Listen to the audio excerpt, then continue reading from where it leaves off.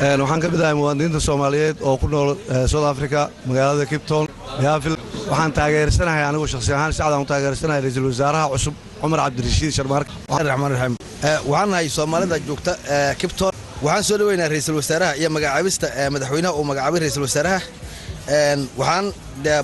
baaqan u diraynaa ummadda Soomaaliyeed ee qurba joogta waxa way dhibaato haysato dad dawladeeda Allah ka dhigo dawlad og dadka ka tagay wadanka ee qurbaha jooga ee dhibaataysan dad og dawlad og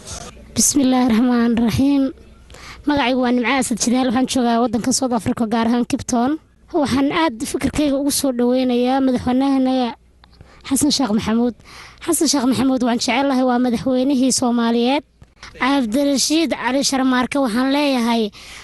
Ilaahay ha ka dhigo mid dalka iyo dadkaba wuxuu qabtaa daacadnimana Ilaahay ha ka keeno bismillaahir rahmaanir rahiim haddaan nahay jaaliyadda South Africa gaar ahaan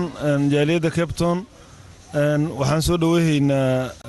magacaabista madaxweynaha oo magacaabay ra'iisul wasaare Umar Cabdirashiid Cali Sharmaarke runtii Ilaahay aan u baryaynaa inuu Ilaahay tawfiiqda waafajiyo Maxamed Xuseen jooga South Africa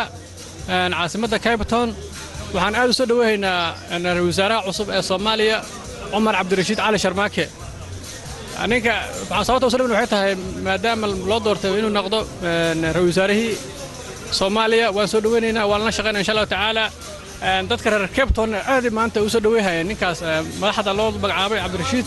anaguna soo dhaweynaynaa maadaama uu dhalay Raxmaan Raxiim waxaan salaamayaa ummadda Soomaaliyeed ee joogta dalka iyo dibadda ka soo waxaan leeyahay dawladda Soomaaliyeed madaxweynaha salaam bagaar baan u direeyaa madaxweyne Xasan Sheekh Maxamuud iyo ra'iisul wasaaraha cusub Umar Cabdirashiid Cali Sharmaarke waxaan leeyahay awaar iyo gaajo iyo dhibaatooyin fara badan baa jiro South Africa Soomaalida dhibaato badan baa ku haysato waxa Ilaahay ka baryayaa shanta Soomaaliyeed ilaa Ilaahay halka dhigo assalaamu calaykum wa rahmatullaahi wa barakaatuh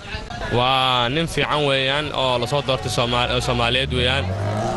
maadaama la soo in ummadda Soomaaliyeed inuu si cadaalad ugu qabto maamulka loo dhiibay